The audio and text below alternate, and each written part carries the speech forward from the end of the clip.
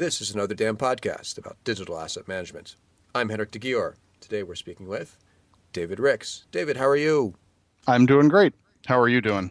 Good. David, how are you involved with digital asset management? Well, I got involved early on. I wear many hats in this field. So first and foremost, I'm a photographer, so I create images and I have to find them myself and manage them myself.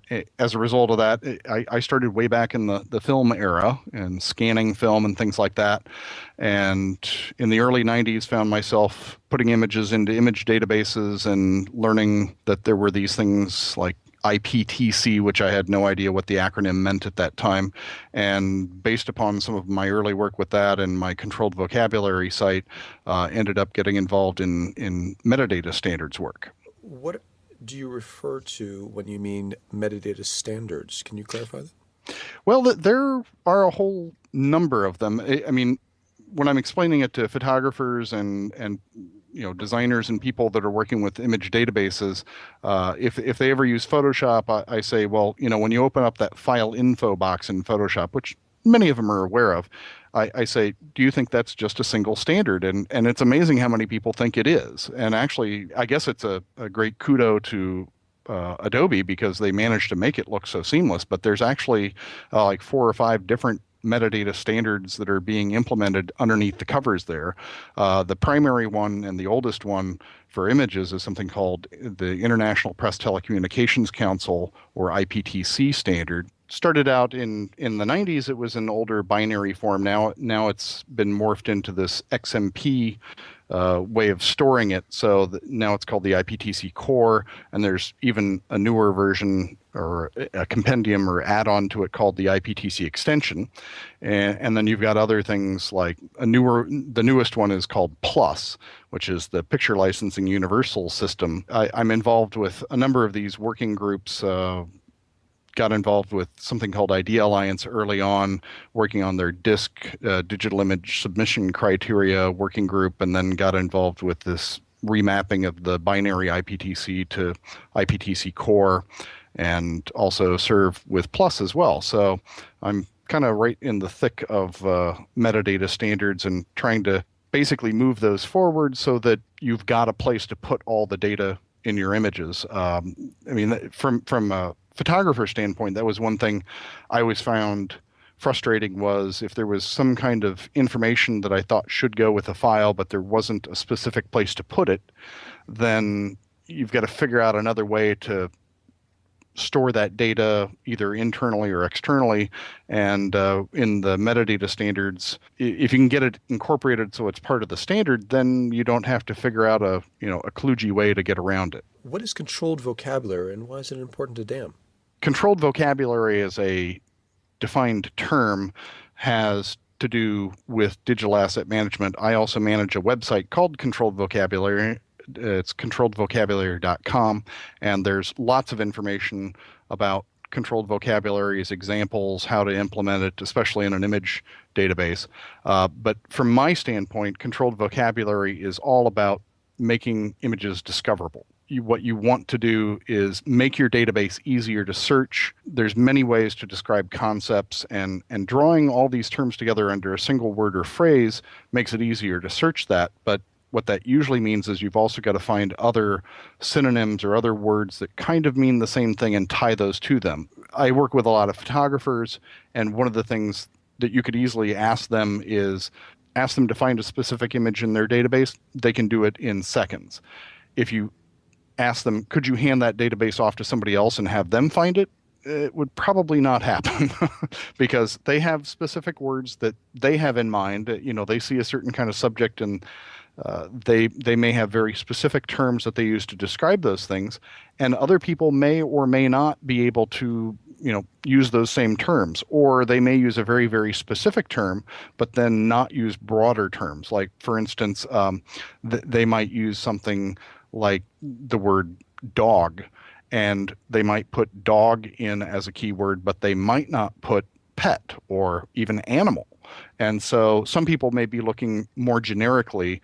They may be looking for an image of a dog or a cat outside, and they don't really care so much if it's a dog or a cat. And they might search on pet outside or pet lawn, something like that, and that image will never be found. If you're putting your images out there hoping that people will use them, the first thing they have to do is be able to find them. Always helpful. Yeah. And if you want to try to sell them, I guess that's even more important. That's one of the things that most people found. There's a portal called Alamy, and one of the things early on with that was photographers would complain, "Hey, nobody's buying my images," and people would ask them, "Well, how many keywords do you have?" Or, "I have 3 or 4," or, and they went. Some of those same people would go back and rework it and get it up to where there were 12 or 15 keywords per image, and then all of a sudden they started selling because people were finding them. What advice would you like to give to DAM professionals or people aspiring to become DAM professionals? What I do is for managing my own images, and what you do or what other people may do where they're managing them for large entities are probably a little bit different. But the one things I have learned that I think are important are, one, standards are important, if we didn't already make that clear.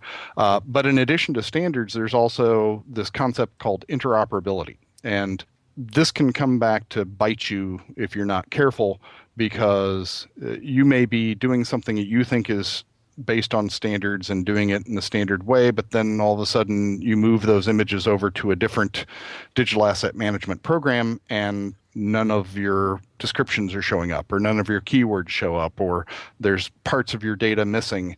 And a lot of that has to do with interoperability and testing to make sure things work and that this database reads your IPTC info the same as another one does. And part of that's on the vendors, but part of that is also up to the DAM professionals, because you've got to check that, test it before you move stuff over. In addition, another thing that's really important is preservation.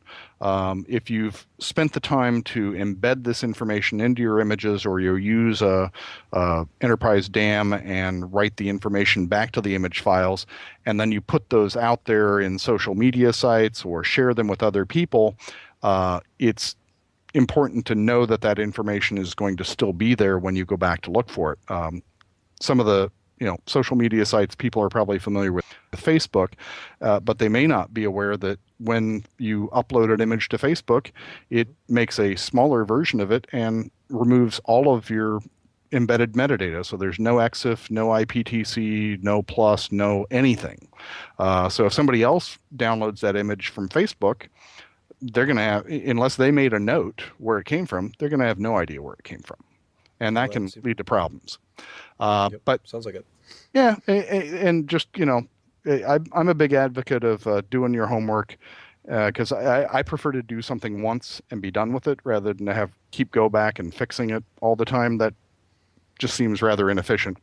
But the best way to do that, if you're probably a DAM professional, is to talk to the people that are using your image database and find out how they're using it, and figure out if there's a way that you can teach them how to use it to make their lives easier.